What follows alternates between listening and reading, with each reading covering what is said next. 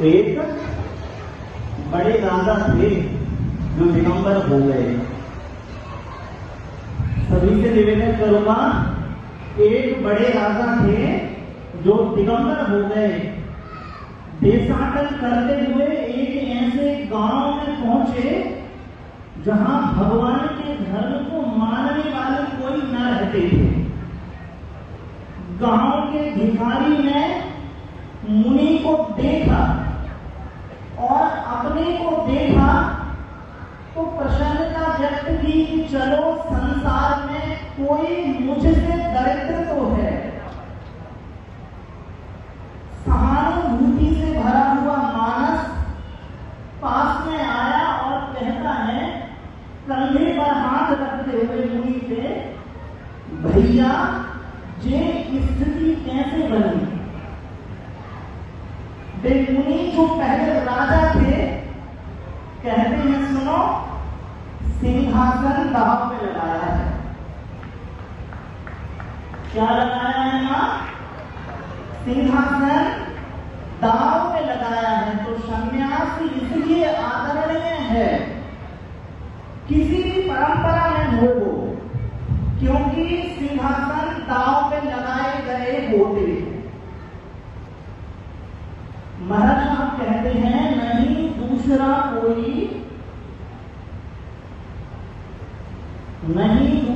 कोई स्वामी अपना भाग्य दिखाता, विगत कर्म है नियत तुम्हारी, तुम उसके निर्माता।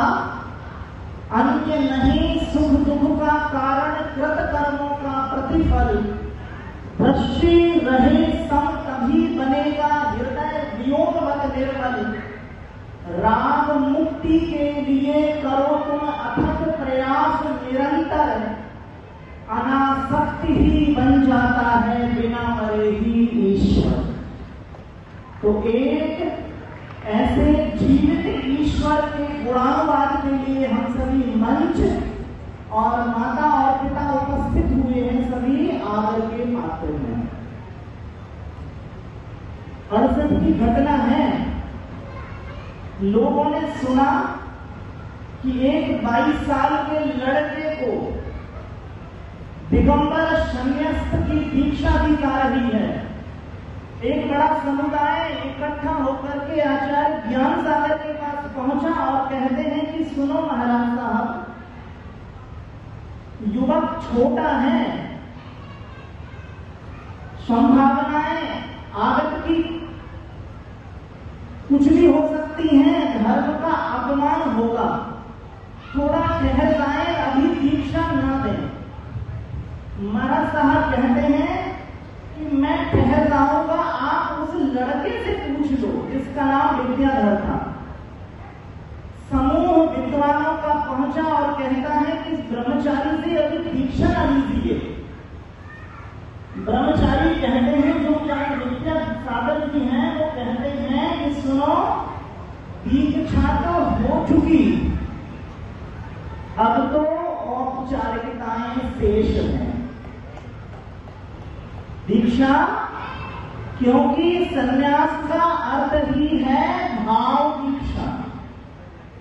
अब औपचारिकताएं करनी है द्रव्य दीक्षा के रूप में, तो आचार्य ज्ञान सागर जी करते अथवा कोई भी, इससे कोई फर्क नहीं पड़ता है। ऐसे आचार्य महाराज साहब लिखते हैं, लिख रहा हूं मैं यात्रा का विवरण बिना लेखनी। अजस्वी का वचन है, लिख रहा हूं मैं यात्रा का विवरण बिना लेखनी।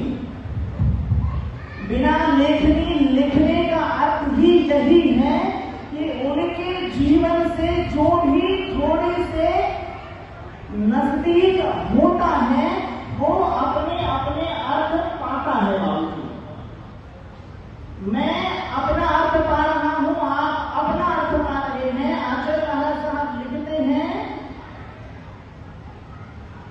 शिक्षा साड़ी है। हमारे कृषि मंत्री जी को याद था, तो महाराज साहब का एक वचन है, शिक्षा साड़ी है। की मर्यादा खेती बाड़ी है। बात खत्म। बड़े महाराज साहब चीजों को इस तरह से व्याख्यायित करते हैं जिस तरह से एक ऊंचे शिखर पर पहुंचे हुए पुरुष को करना चाहिए। अंतिम वचन कहूंगा क्योंकि समय की मर्यादा है। महाराज साहब के लिए मैंने लिखा हुआ था, थी माटी मूक। विश्व प्रसिद्ध महाकाव्य, हिंदी महाकाव्य है मूक माटी।